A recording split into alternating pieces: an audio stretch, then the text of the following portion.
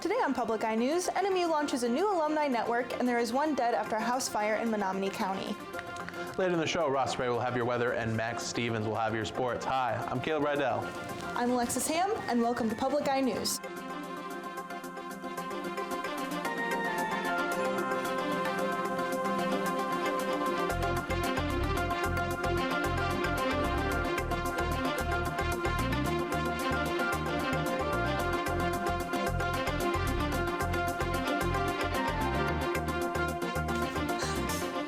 Northern Michigan University's Alumni Relations and Career Services offices launched the new Alumni Resource Network. This initiative aims to connect NMU alumni with current students to give advice or help with the search for jobs after graduation. Within the program, there comes flexibility with ongoing advising or the ability to ask a quick question when needed. The program is in its pilot phase, a time to help work out any logistics, but even so, approximately 70 graduates have signed up to be a mentor. If you are an NMU graduate and are looking to become a mentor, be sure to contact the NMU Alumni Relations Office at 877-472-3668 or alumni@nmu.edu. If you are currently enrolled at NMU and are looking to participate as well, contact Career Services for more information. With flu season upon us at VA hospitals such as the Oscar G. Johnston VA Medical Center in Iron Mountain, Michigan, they've been offering free vaccines to veterans or spouses that are also enrolled in VA health services. The flu vaccine is a dead virus, making it so you won't get sick from the shot itself. Instead, your body will build up its antibodies to combat the sickness and prevent the spread of the virus to others. To take advantage of this opportunity, visit the U.S. Department of Veterans Affairs for a listing of locations and times. At 3:12 p.m. on Tuesday, the Menominee County Sheriff's Department responded to a house fire call. When the investigators and deputies arrived at the house in Ingersoll Township, they found a house engulfed in flames. Believing that the homeowner was still in the house, the Menominee Ingersoll Township Fire Department and Mellon Township Fire Department entered the residence to find a man inside. The fire departments brought the man to the ambulance where he was taken to Aurora Medical Center Bay Area in Wisconsin, where the man was pronounced dead. The fire has since been put out, and the cause of the fire is still unknown. A woman is dead after getting into a car crash this morning on US 2 when the Iron Mountain Police Department responded to the scene of the single vehicle car crash that happened around 12:15 a.m. this morning. The 68-year-old woman was involved in a crash that was driving southbound on US 2 when police believe a pre-existing condition she had caused her to veer off the road, striking a guy wire on a power pole, which sent her vehicle into a spin back across the highway, where it eventually crashed into a garage and stopped. The woman was taken by the Beacon ambulance service to the Dickinson County Hospital, where she was pronounced dead. The Dickinson County medical examiner believed the woman died due to her medical condition and not the crash, but the official cause of death is still to be determined. And on October 15th, the statewide ban of vape products was repealed due to a lawsuit. The lawsuit was filed by 906 Vapors owner Mark Sliss after the ban was put into motion on October 2nd. Sliss and other vape shop owners do not expect this to be the last fight to keep their shops open due to a pending appeal from Governor Gretchen Whitmer. The purpose of the ban was to refrain teens from using vape products. Representatives from around the state have commented on the ban and seem to have varying opinions on the matter, with some believing an outright ban on the vape products will be the safest bet for teens, and others believing there is a way to make the products less accessible and consequences for misuse more serious.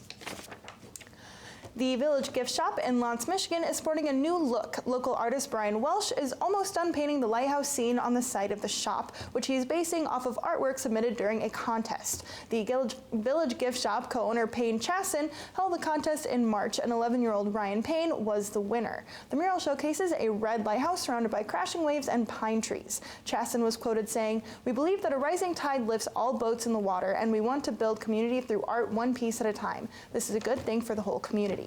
Be sure to visit the Village Gift Shop to see the new mural and shop the local art from nearly 40 different artists. And after the break, we'll be back with your national and international news. The biggest challenge we have in the short term is bridging that gap between the agricultural community and the urban community. We're not enemies. This time of year, typically, the reservoir should be filling up. The entire valley, the McDonald's, the Safeways, downtown shops, they'll all close up when this place dries up. Somebody's going to have to step in and curb the amount of water we're pumping, or we're just going to pump it dry. Tonight at 10 on WNMU TV. Welcome back. Maryland's 7th District House of Representative Congressman Elijah Cummings has died at the age of 68. Cummings is known for his calming effect in the Baltimore riots and his representation of poverty-stricken blacks that has made up a portion of his district. Cummings is a Democrat who served as the chair of the House Oversight Committee and was now one of the congressmen leading the Trump impeachment hearings. Cummings died today in the hospice due to an illness that he had been affecting by the congressman for a long time. Representatives across the country are sending their condolences for Cummings and praising his work within the community and the voice he gave for minorities. And nearly 50,000 striking GM workers may soon be back on the job after the U.S. auto workers reached a proposed tentative deal with the company. The workers joined the picket lines on September 16th, halting productions at dozens of factories nationwide. The month-long strike has cost GM an estimated $1.5 billion. Dean Reynolds reports from the Detroit Hamtramck assembly plant. I mean, we all are anxious to go back to work. Maurice Faust is a member of the United Auto Workers Union in Detroit and has been with General Motors for more than 40 years. He says while he's ready to resume his job, he's not settling for less than what the union workers deserve. I mean, it's not just so much of just getting anything, it's getting what we want. Terms of the tentative 4-year contract were not released, but sources familiar with the proposed contract say it includes pay raises, lump sum payments to workers, maintains low out-of-pocket costs for health care, and has a path for temporary workers to become full-time employees. Hope it's beneficial to some of the issues like the temporary workers and a wage parity and things like that. Jesse Hall has worked at GM in Flint, Michigan for some 40 years. He says he's optimistic about the news of a tentative agreement. Negotiations are coming to an end and we can get out of this cold. UAW leaders are telling members to keep striking as they review the proposed deal. After that, the rank and file will have to approve it. It's hurting all of us. It's hurting General Motors. It's hurting our families. If we can't get what we want to get, we can stay out here for a few more days. This has been the longest national strike against GM since 1970, and by some estimates, workers have lost more than $800 million in total wages over the last 30 days. They're about to find out if it was worth it. Dean Reynolds, CBS News, Detroit. Humanitarian groups in Syria are working to give aid to as many people as possible while battle lines are shifting. Due to security concerns, nearly all of the foreign aid workers have been moved out of Syria with fear of retaliation from Turkish-led troops or Syrian troops. While front lines continue to be redrawn, nearly 160,000 people have been fleeing from the battles. This has created a new refugee crisis in an area with almost 1.6 million people who depend on foreign aid workers. Prior to the offensive, a camp that held an estimated 12,000 displaced people is nearly empty, which seems to be the safest choice. This movement began a week ago when Turkish troops and Syrian allies retaliated after U.S. President Donald Trump pulled the U.S. troops who partnered with Syrian Kurdish forces. Following the loss of the U.S. allies, the Kurds have turned Syrian and Russian forces as the U.S. troops will continue to move out. Gordon Sondland, the U.S. ambassador to the European Union and one of the president's point men in dealing with Ukraine, is taking his turn in the hot seat as Congress conducts its impeachment inquiry into President Trump. Natalie Brand has more details from Capitol Hill. EU Ambassador Gordon Sondland arrived on Capitol Hill for a much-anticipated deposition, with the House committees running the impeachment inquiry. They're looking into whether the Trump administration pressured Ukraine to investigate former Vice President Joe Biden and his son Hunter in exchange for a White House meeting between Ukrainian President Vladimir Zelensky and President Trump, a meeting that still has not happened. You invited me. But I think, I'm sorry, but I think you forgot to tell me the date. CBS News has learned former NSC staffer Fiona Hill testified this week that during a July meeting with Ukrainian officials at the White House, she overheard Sondland telling them he had a deal to arrange the meeting between Zelensky and President Trump if Ukraine opened an investigation into Burisma, a Ukrainian natural gas company. Hunter Biden sat on Burisma's board of directors starting in 2014, but has since stepped down. President Trump insists there was no quid pro quo. Sondland is expected to tell lawmakers President Trump directed him to talk to his personal attorney, Rudy Giuliani, about efforts to arrange a meeting with Zelensky. He's also expected to say he didn't know about Hunter Biden's connection to Burisma until recent press reports.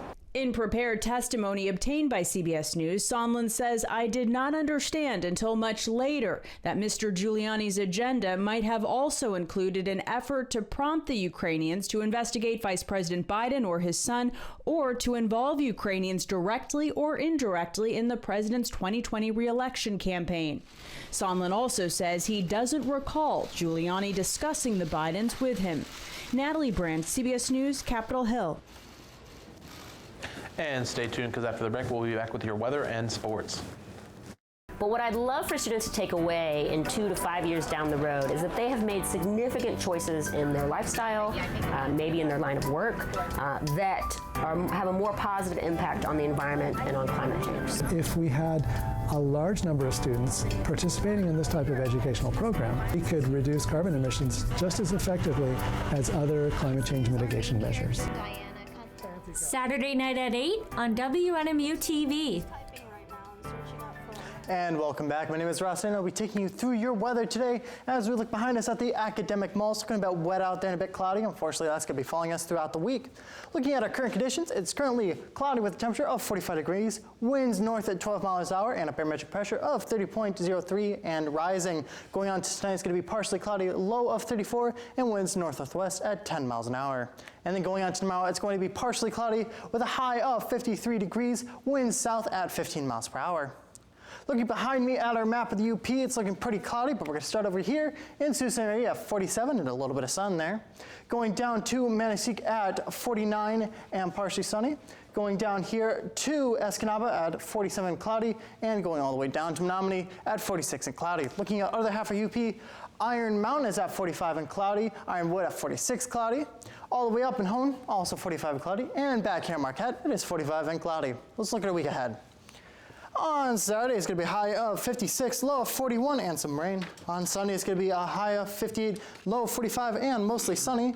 And then on Monday, it's going to be a high of 55, low of 47, and some more rain. Well, Max, it looks like as the rain starts up here this weekend, it's finally stopping over in New York. And it's about time, Ross. Now we can get back to baseball. After last night's game was delayed due to rain, Game 4 of the ALCS is slated for tonight at 8:08 from New York. Tonight's pitching matchup will feature a rematch of Game 1 as Zach Greinke toes the rubber for the Astros against Masahiro Tanaka for the Yankees. In Game 1, Greinke went 6 innings, allowing 3 runs on 7 hits, while Tanaka allowed only 1 hit and no runs in 6 innings while throwing only 68 pitches. The Yankee bullpen would relieve him to finish the shutout. The two teams will meet again tomorrow night at 7:08, which would be the final game the Yankees would host this series. And billboards have appeared in the Detroit metropolitan area protesting the egregious hands-to-the-face penalty against Trey Flowers that set up the Packers' game-winning field goal as time expired on Monday night. The billboard displays a referee wearing a cheese head with a fist upheld right underneath the referee's chin. The billboard is on display in 7 locations throughout the Detroit area, and they will be displayed for the rest of the week. This isn't the first time billboards have appeared in Detroit following controversial officiating decisions or free agent decisions either. According to Courtney Richards, a spokesperson for Outfront Media, said this is the same group of anonymous Lions fan who leased 3 Outfront billboards on 3 separate occasions back in 2015. Lions defensive back Justin Coleman couldn't help but laugh when a picture of the billboard was shown to him, complimenting the billboard's creativity. And the NFL's Week 7 action kicks off tonight with the Denver Broncos playing host to the Kansas City Chiefs. The Broncos got off to a less than ideal start this season, having lost their first 4 games to Oakland, Chicago, Green Bay, and Jacksonville, respectively. Since then, though, they've picked up their first win of the season against the Chargers, and they shut out the Tennessee Titans last week. While the Broncos look to keep rolling, the Chiefs look to get back into the win column after suffering losses to the Colts and Texans. This just the second time the Chiefs have suffered back-to-back losses since Patrick Mahomes took over the starting quarterback job. Tonight's game kicks off at 8:20. And with that, that's all the time we have for you today. Thank you very much for joining us in this edition of Public Eye News. We'll see you all tomorrow.